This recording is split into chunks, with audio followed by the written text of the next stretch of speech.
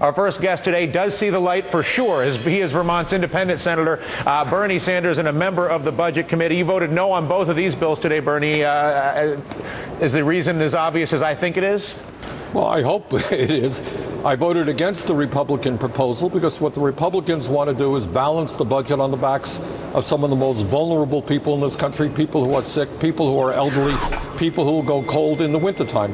Meanwhile, they continue to fight for huge tax breaks for the wealthiest people in this country. And Dylan, I think it is insane. I think it is immoral. I think it makes no economic sense to say that all we could do to balance the budget is do it by cutting programs that millions of working people need. They want to throw 200,000 kids off of Head Start, want to cut back on childcare, want to cut back on education, want to cut back on the Social Security Administration, want to cut back on Pell Grants.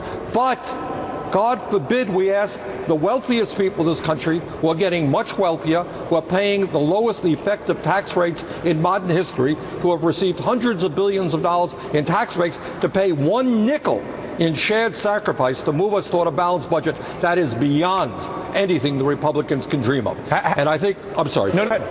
And in terms of the Democratic proposal, they are going to have to bring revenue into the picture. I am going to introduce, Dylan, a piece of legislation tomorrow which will impose a 5.4% surtax on millionaires, do away with some of the loopholes that prevent oil companies from paying their fair share of taxes. We can raise substantial sums of money in doing that.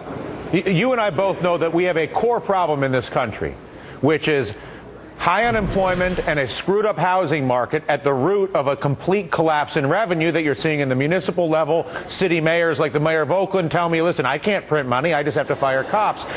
We're seeing what's going on in Wisconsin. Well, the cause of that extraction goes in many ways: a screwed up banking system, absurd spending on military, an energy complex that continues to extract with the China trade figures into that. The healthcare system is a multi-billion, trillion-dollar monopoly that's protected by politicians.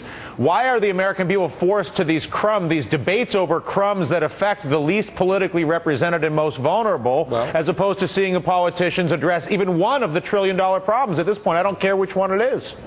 Well, I think you just gave us the answer. It is those people who have political connections, those people who have zillions of lobbyists down there, those people who make large campaign contributions are in fact the heads of large corporations and are wealthy individuals. The parents who have kids in Head Start, or people who need disability benefits from Social Security, or families who are applying for Pell Grants, they don't have the power that the wealthy and the powerful have. So what the Republicans are saying, look, that's the easy target. Go after working families and lower income people, and we'll leave the wealthy alone. Senator, it's always a pleasure.